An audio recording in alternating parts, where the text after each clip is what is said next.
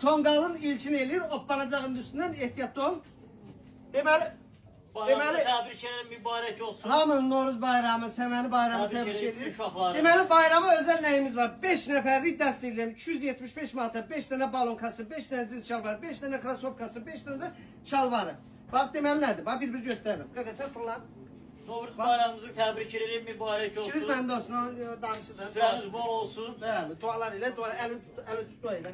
mübarək olsun. Mübarək olsun. Bax, 5 Uşaqlarını dənə da təbrik edirəm, yeni 5 bayram. dənə də kokta. çərşambalarını. Bayram qabağı Bayramımızı gəlin. təbrik Bayram edirəm. bayrama qarışdı.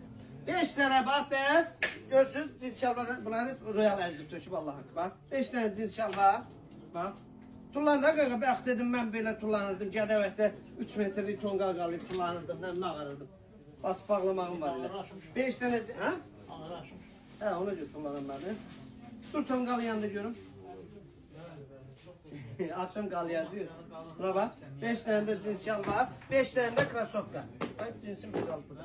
5 dənə də cins şalvar, 5 dənə də krasovka bax. Bunlar eləyir 275 manat. Amma tək adam istəsə, başdan ayağa geyinə bilir burada 55 manata və 48 manata da geyinə bilir.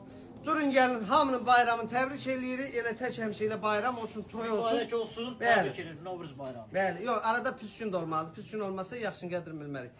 Vaxtında gəlin, sağ olun.